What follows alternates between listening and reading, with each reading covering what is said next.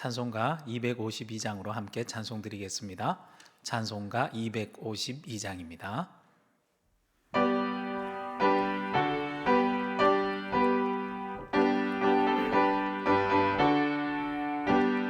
나의 죄를 씻기는 예수의 피밖에 없네.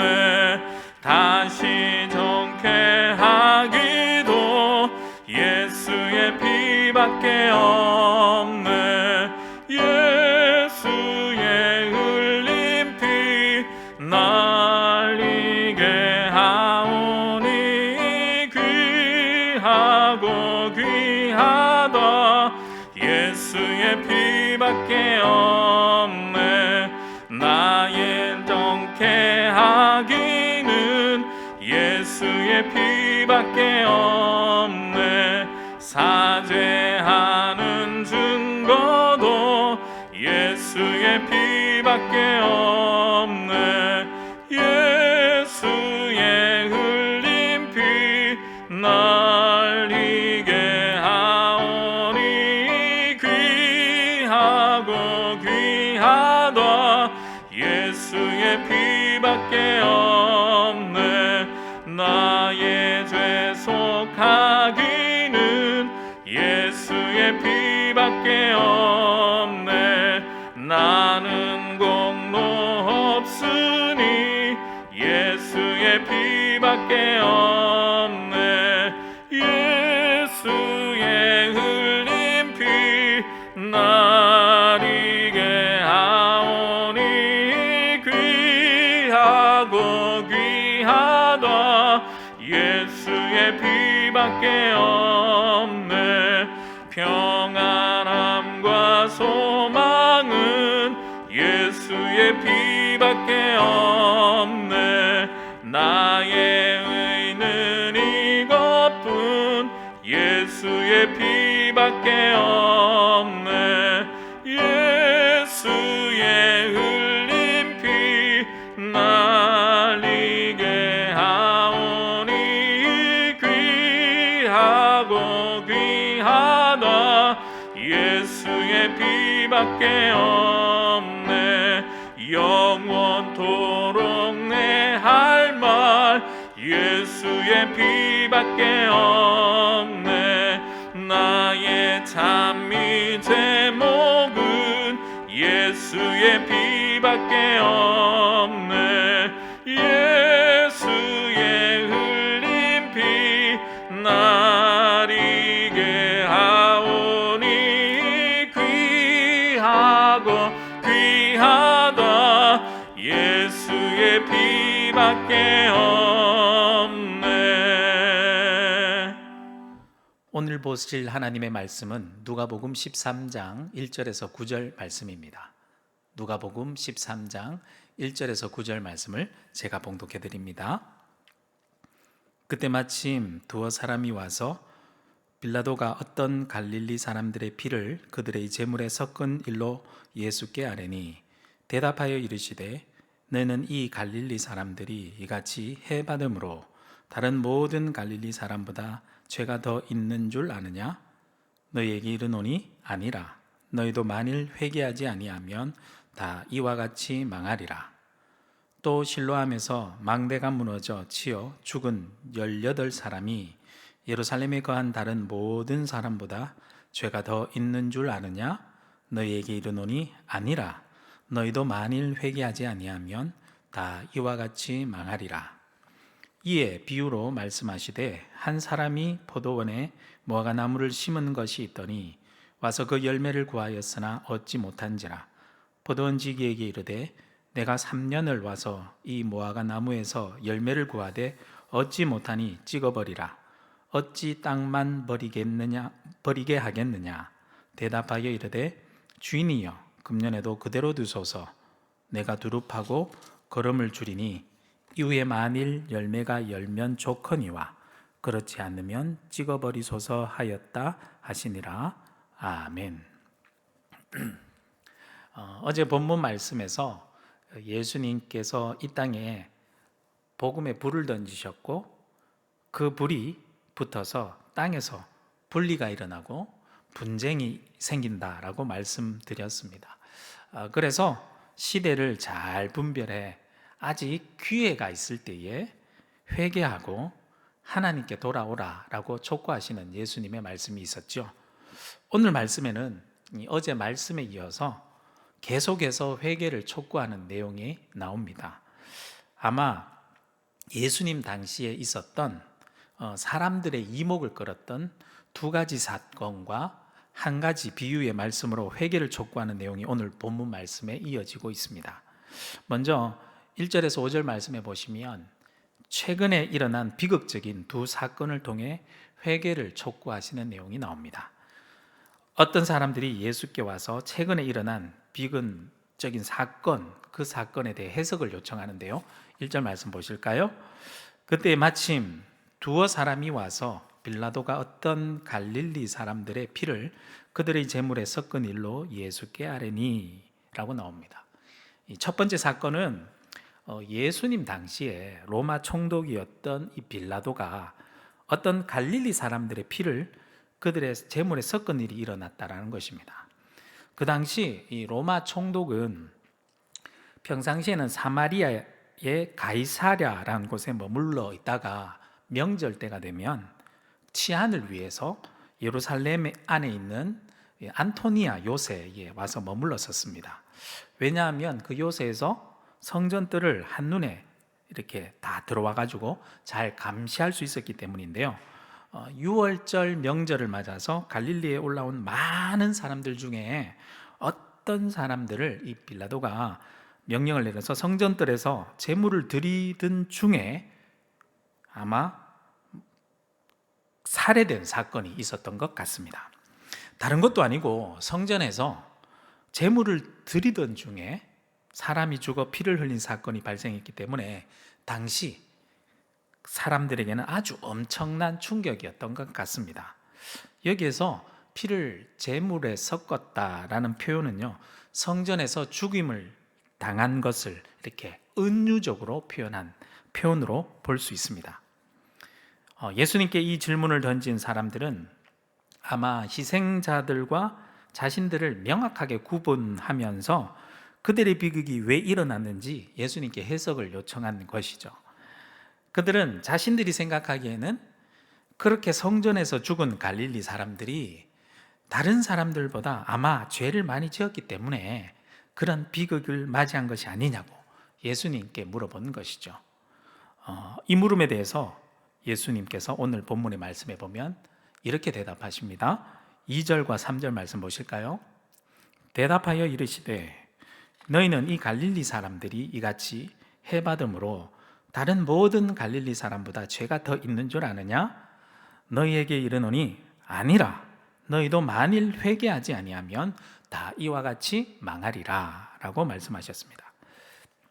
너희는 이 갈릴리 사람들이 죄가 더 많아서 그런 사건을 당한 것이라고 생각하겠지만 아니다 라고 단언적으로 말씀하셨습니다. 이 원어 순서를 보면 예수님이 말씀을 시작하실 때 아니다 라는 말로 딱 잘라 말하는 것으로 말씀을 시작하는 것을 볼 수 있습니다. 그리고는 사람들이 가지고 있는 그 사건을 당한 사람이 어떠하냐에 대한 관심과 시선들을 바로 자기 자신을 향해 돌리게 하셨습니다.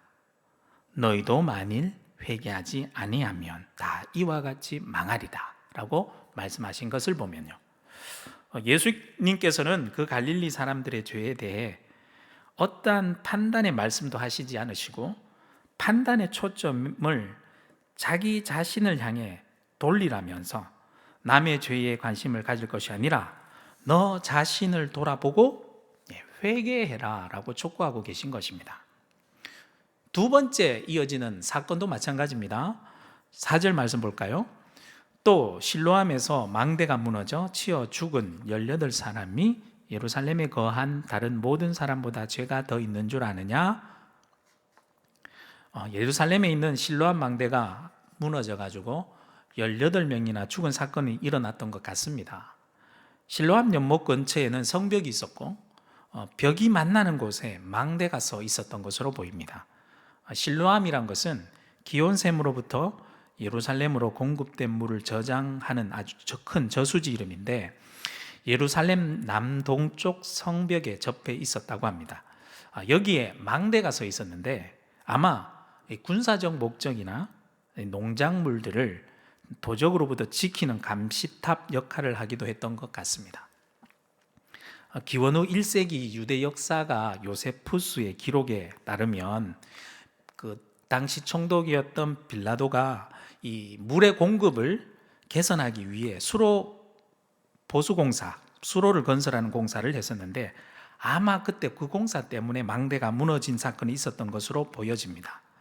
그런데 여기서 죄라고 번역된 말을 보면요, 헬라어 원어를 보면 오펠레타이란 말을 사용했는데요, 이제는 어떤 뜻이냐면 금전적인 빚, 다른 사람과의 관계에서의 이렇게 도덕적인 빚, 갚아야 하는 빚, 그리고 하나님과의 관계 속에서는 율법을 행할 의무를 행해야 하는데 그 의무를 소홀히 한 죄에 대해 해당하는 단어입니다. 아마 그 단어 때문에 어떤 성서학자는 아마 이 빌라도가 수로 공사를 하고 그 노무자에게 성전에서 돈을 빼앗은 그 돈으로 노임을 지불했었는데 그들은 이 돈을 성전에 다시 되돌려줘야 할 의무를 가지고 있었지만 그렇지 않아서 아마 그 죄 때문에 사고로 죽었다라고 해석하기도 하였습니다. 그런데 예수님께서는 이 사건에 대해서도 똑같이 아주 분명하게 아니다라고 말씀하시면서 계속 말씀합니다. 5절 말씀 보실까요? 5절 말씀해 보시면 너에게 이르노니 아니라 너희도 만일 회개하지 아니하면 다 이와 같이 망하리라. 예수님의 말씀의 초점은 그 죄가 너희가 생각하는 어떤 종류의 죄에 해당하든지 간에 그것이 중요한 것이 아니다. 너희들이 지금 관심을 가지고 해야 할 것은 너희들이 회개해야지. 그렇지 않으면 너희들도 마찬가지로 망하게 된다라고 회개를 촉구하는 내용입니다. 사람들은 누구나 다 본능적으로 어떤 비극적인 사건을 접하게 되면 그 사건이 왜 일어났는지에 대해서 자신이 이해하는 틀 안에서 해석되어야지 마음이 편하기 때문에 그 사건 자체를 나름대로 해석해 보려는 경향이 있습니다. 그 중에서 대표적인 해석이 그 비극적인 사건이 일어난 원인을 그 사건을 당한 당사자의 죄 때문이라고 해석하는 것입니다. 특히 이 성전과 같은 곳에서 일어난 비극적인 사건의 경우에는 하나님의 징벌로 해석하기 더 쉽죠. 또한 자연재해, 피치 못할 자연재해를 당한 경우도 마찬가지로 그들이 하나님을 진노하게 하는 그들의 죄 때문에 그런 비극적인 일을 당했다고 단정짓기 쉽습니다. 오늘날에도 마찬가지죠. 특히 자연재해뿐만 아니라 오늘날에는 인재로 인해서 정말 어처구니 없는 목숨을 잃는 사람들이 많이 있습니다. 그런데 그 사건을 해석할 때 그들의 죄 때문이다라고 해석해서 그 사건을 이해해 보려고 합니다. 그렇게 해석하면 그 사건을 나의 생각할 수 있는 틀 안에서 해석되기에 내 마음은 편할 수 있을지 모르지만 사실 그 사건은 그렇게 쉽게 해석할 수 있는 부분이 아니죠. 그 사건을 당한 당사자의 가족들과 다른 시선에서 그 사건을 보고 있는 사람들의 경우에는 또 다르게 보이기 때문에 그렇습니다.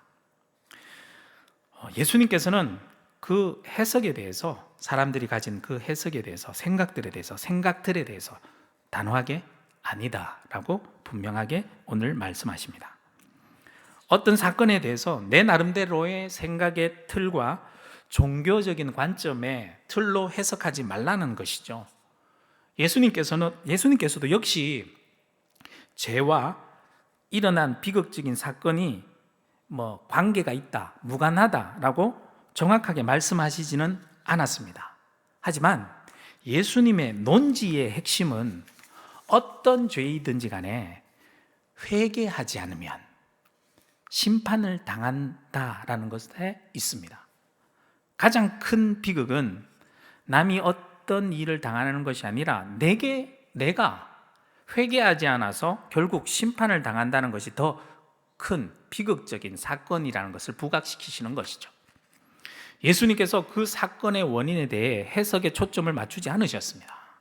오히려 그 사건을 당하는 사람들이 왜 그런 일을 당했는지 관심을 가질 것이 아니라 나 자신에게로 관심을 돌려 나는 과연 하나님 앞에 죄가 없는지 돌아보고 하나님께 돌이켜 회개하는 것이 더 중요하다라고 말씀해 주시는 것이죠.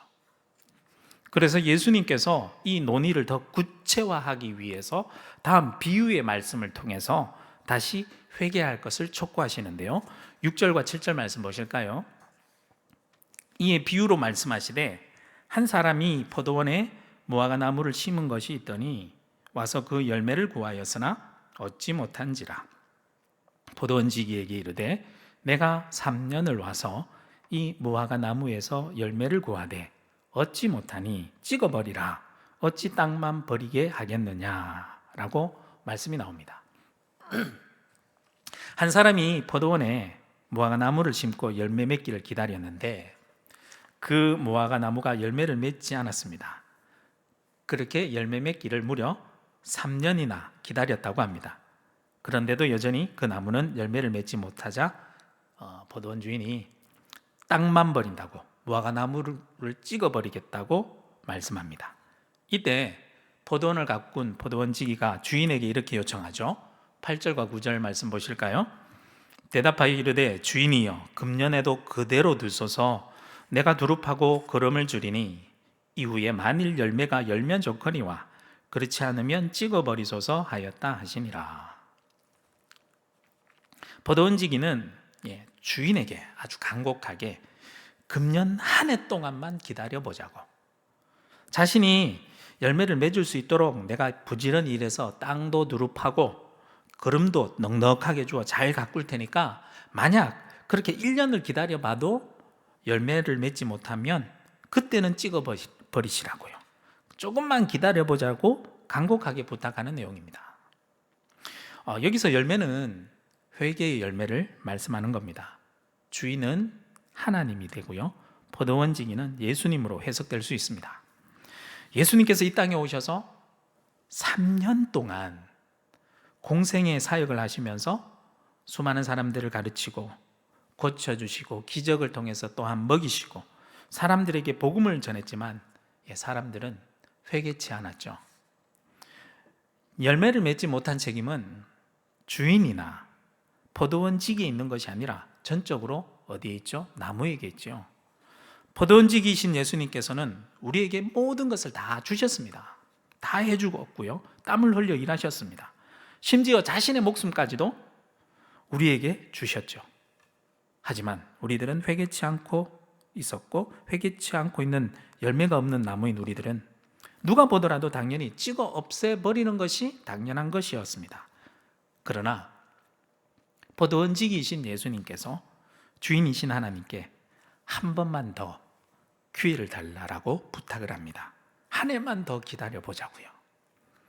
내가 그 사람을 위해서 땅도 파고 기름도 듬뿍 주면서 회개의 열매를 맺게 하기 위해 내가 피땀 흘린 노력을 할 테니까 한 번만 기회를 더 줘보자고 부탁하시는 것입니다.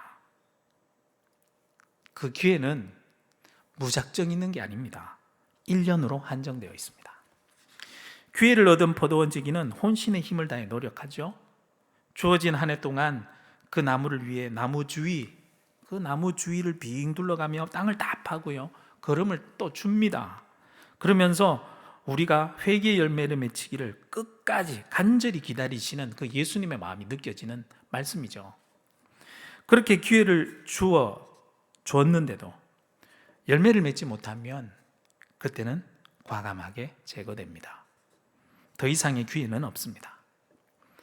하나님의 심판은 지금 당장 우리가 보기에는 지연되어 있지만 우리에게 무한정 주어진 것이 아닙니다.